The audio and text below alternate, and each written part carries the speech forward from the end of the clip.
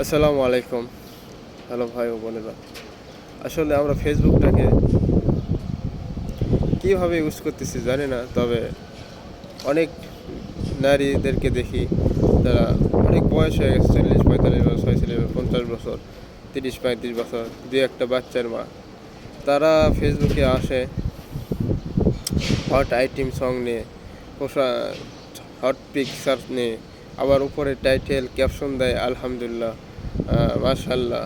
মানে Islamic post উপরে লেখে, কিন্তু তাদের ফটোটা থাকে হট সিস্টেম। বুকে ওড়না নেই, অনেক সময় দেখা যায় শাড়ি পরছে, মাথায় কাপড় নেই, সাইড বের হয়ে আছে। আসলে এগুলো বলতে চাইনি, তারপরও বলতে হইতেছে ফেসবুকে ঢোকার কারণে। সো আমরা ইসলামিক শব্দগুলো ইউজ করতেছি খারাপ পোস্ট করে। আসলে ইসলামিক শব্দগুলো আমরা ভালো পোস্টের মাধ্যমে ছড়িয়ে ফেলি, এতে মানুষ শিখবে, জানবে, সবার উপকার হবে, সওয়াবও হবে। তো বি কেয়ারফুল, সবাই একটু চেষ্টা করবেন ভালোভাবে চলার জন্য।